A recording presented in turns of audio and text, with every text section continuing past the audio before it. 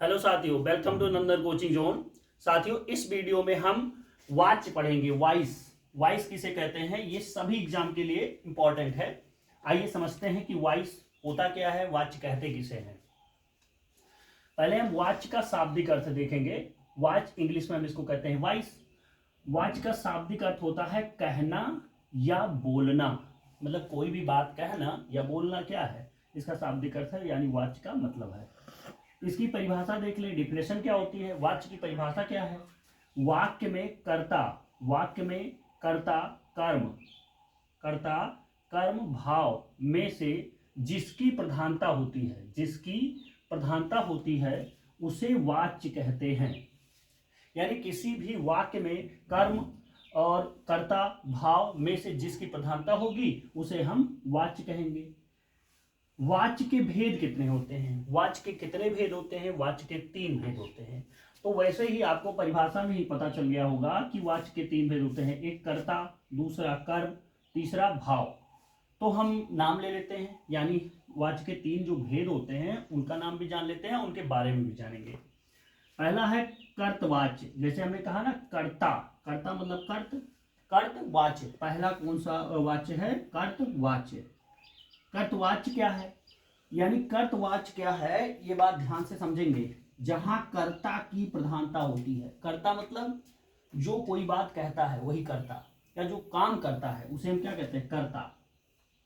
किसी भी वाक्य में, जैसे मैंने कहा राम सोता है, तो कौन सोता है, राम सोता है। तो राम क्या है, राम कर्ता है, यानी कर्ता की प्रधानता होती है।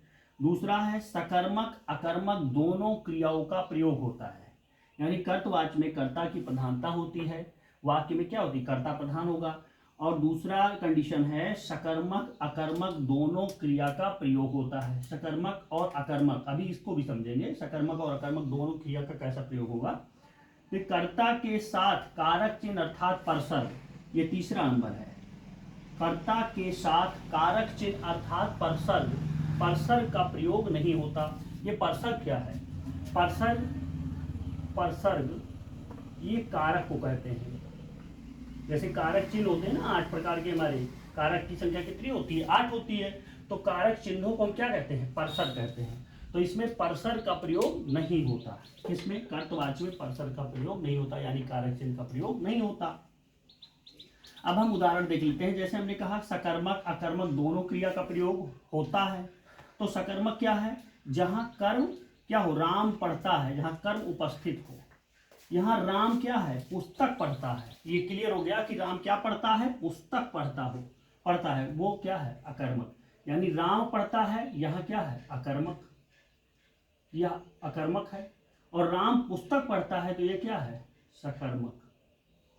जहां मतलब सिंपल सी बात ये समझ लें कि जहां क्या का उत्तर प्राप्त हो उसे हम सकर्मक कहते हैं, और जहां क्या का उत्तर प्राप्त ना हो, क्या का उत्तर प्राप्त हो, क्या का उत्तर प्राप्त हो। जैसे मैंने कहा यहाँ राम पढ़ता है, क्या पढ़ता है नहीं पता, इसलिए ये अकर्मक है। सकर्मक क्या है, जैसे राम पुस्तक पढ़ता है, क्या पढ़ता है, पुस्तक पढ़ता है, ये सकर्मक है। ठीक, आप समझ गए होंगे, आई होप। ध्यान से वीडियो को वॉच करेंगे, समझ जाएंगे। सकर्मक अकर्मक हम एक बात और बता देते हैं। सकर्मक वह है जहां क्या का उत्तर प्राप्त हो, अकर्मक क्या है, जहां क्या का उत्तर प्राप्त ना हो। जैसे राम पढ़ता है, क्या पढ़ता है पता नहीं, राम पुस्तक पढ़ता है, क्या पढ़ता है पता है, तो ये सकर्मक है और ये अकर्मक। ठीक, अगला आप देखते हैं। पहला हमारा कर्तवाच्य हो गया, दूसरा है, हमने कहा था यहाँ कर्मवाच्य। तो कर्मवाच्य किसे कहते हैं, क्लियर है, नाम से ही पता चलता है कि जहां कर्म की प्रधानता हो, यानी कार्य की प्रधानता हो। केवल सकर्मक, यहाँ पहला कंडीशन है कर्म की प्रधानता, दूसरा कंडीशन है केवल सकर्मक क्रिया का प्रयोग। सकर्मक क्रिया का प्रयोग, जैसे राम फूल तोड़ता है, राम खाना खाता है, राम घूमता है, जहां क्या का उत्तर मिल रहा हो वो सकर्मक क्रिया है। तो सकर्मक यानी केवल सकर्मक क्रिया होगा। यहाँ अकर्मक यानी अकर्मक के सभी उदाहरण क्या होंगे, कर्मवाच्य नहीं होंगे। अगला है, जैसे हम उदाहरण देख लेते हैं। हाँ, यहाँ परसर्ग तीसरा कंडीशन है, परसर्ग ने के द्वारा का प्रयोग होता है, मतलब ने का प्रयोग होगा परसर्ग के रूप में, यानी कारक चिन्ह ने का प्रयोग होगा, कारक चिन्ह के द्वारा का भी प्रयोग होगा, किसमें, कर्मवाच्य में। कर्मवाच्य में परसर यानी कारक चिन्ह ने और के द्वारा का प्रयोग होगा। उदाहरण देख लेते हैं। जैसे पहला है हमारा एग्जाम्पल, सहवाग द्वारा क्रिकेट खेली गई। किसके द्वारा? सहवाग द्वारा क्रिकेट खेली गई। यहाँ द्वारा क्या है? एक परसर यानी कारक चिन्ह है। तो सहवाग के द्वारा क्रिकेट खेली गई, क्लियर है। कर्मवाच वही होगा जहां परसर चिन्हों का प्रयोग होगा और कर्म की प्रधानता। तो सहवाग द्वारा क्या किया गया? मेन यहाँ कर्म है, क्रिकेट खेलना। अध्यापक द्वारा, अध्यापक ने, जैसे मैंने कहा ने और के द्वारा ये परसर प्रयोग हुआ, तो अध्यापक ने हिंदी की परीक्षा ली, हिंदी की परीक्षा ली। तो अध्यापक ने कर्म किया, हिंदी की परीक्षा ली, तो ये कर्मवाच हो गया। आई होप आपको समझ में आ रहा होगा। अगला भाग हमारा है, यानी वाच का अगला भेद है, तीसरा भेद क्या है? भाववाच। सबसे ज्यादा एग्जाम में यही पूछा जाता है, भाववाच। भाववाच में क्या है? वाक्य में क्रिया की प्रधानता होती है। वाक्य में क्या होगा? पहला कंडीशन है, वाक्य में कोई भी वाक्य आपके सामने होगा उसमें क्या होगा? क्रिया की प्रधानता होगी। पहले में क्या? कर्ता प्रधान था, दूसरे में कर्म प्रधान था, तीसरे में क्या है? क्रिया की प्रधानता होती है। क्रिया की प्रधानता मतलब क्रिया जो कार्य किया जाएगा, पर इसमें परसर चिन्ह यानी कारक चिन्ह से का प्रयोग किया जाएगा।